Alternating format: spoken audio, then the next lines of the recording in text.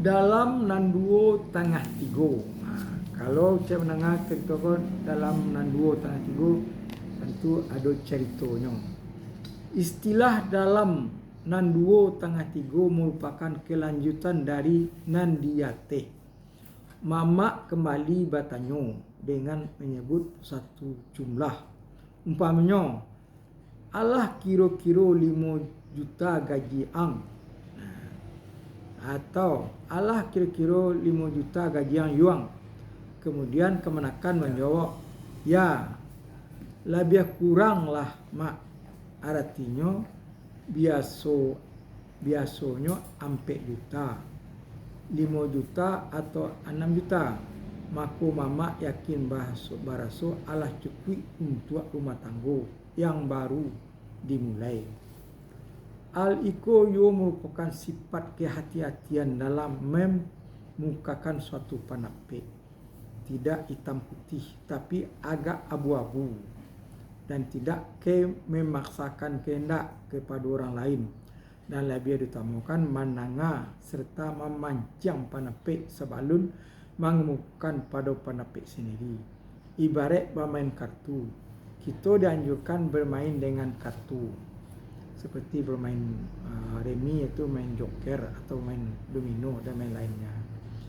Istilah biarlah roda berputar, sumbu tetap ditampiknya. Maksudnya adalah biarlah roda berputar menyusui liku-liku kehidupan. Namun sumbu indak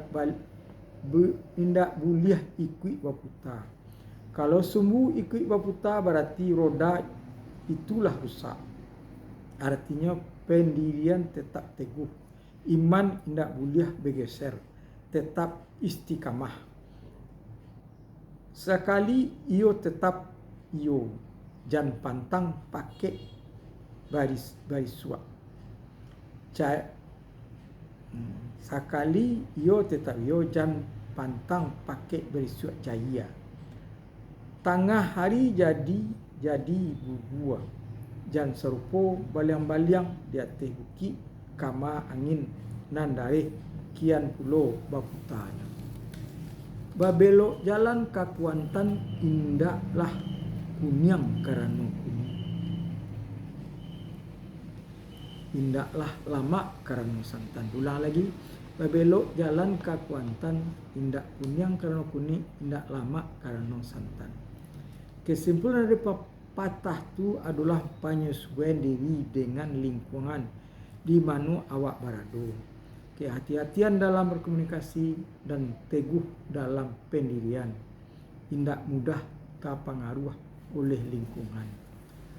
Dima bumi dipijak, disinan langit dijunjung. Dima ayah disawak, disinan pulau, rantiang dipatah, kok manyawak dilia-lia, kok bakato di bawah-bawah. Masuk kandang kambing, mamebeklah. Masuk kandang kabau, malanguahlah. Tapi jangan sekali masuk kandang kambing, ikut lo jadi kambing.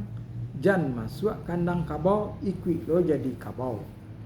Keteguhan nangko secara umum masih dapat kita lihat di Minangkabau.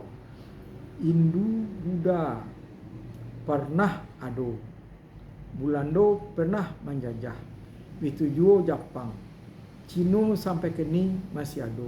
Namun begitu syarak atau Islam dijadikan sandi oleh adat. Seluruh nan kita sabit di atas tadi habis, iaitu tidak ada lagi Hindu atau Buddha. Tidak ada keturunan Minang Indo atau baitu juga Jepang dan lain-lain. Orang Minang telah sepakat beragama hanya satu, iaitu agama Islam. Jika indah Islam agamanya, maka wanyo bukanlah orang Minang tetapi adalah orang Sumatera Barat. Maka itulah nan harus tetap awak perjuangkan, iaitu perpaduan antara agama Islam dengan adat Minangkabau. Tetap kita pertahankan. Memang ada usaha dari pihak-pihak tertentu untuk memisahkan antara agama Islam dengan adat Minangkabau dengan berusaha mencari kelemahan-kelemahan saja dan kemudian dipertentangkan. Ada kemungkinan bahawa di zaman sekarang ko mulai dulu ada usaha untuk memisahkan adat Minangkabau dengan agama Islam. So Minangkabau itu bisa menerima agama Kristen sebagai sebagian dari adat, tapi barang yang terang ialah bahawa adat Minangkabau itu adalah tali bapilin tiga di antara adat dan syarat dan undang-undang tersunting dalam pepatah Minangkabau sendiri. Adat basini syarat, sandak basandi kitab udah. Syarat mengatur, adat memakai. Syarat batilanjang, adat basi sampiang. Adat menurun, syarat mendaki. Dalam dan syarat itu tidak ada syarat lain melainkan syarat dalam syariat Islam, dan syariatnya ialah Allah dan Rasul. Dalam kurung Amka Islam dan Adat Minangkabau halaman 106. Kalau Bulando bapaga basi, Minangkabau bapaga budi. Urang babudi pasti bamalu, urang baba malu pasti baiman. Urang baiman pasti melaksanakan perintah Allah dan menghentikan larangannya. Firman Allah dan menghentikan larangannya.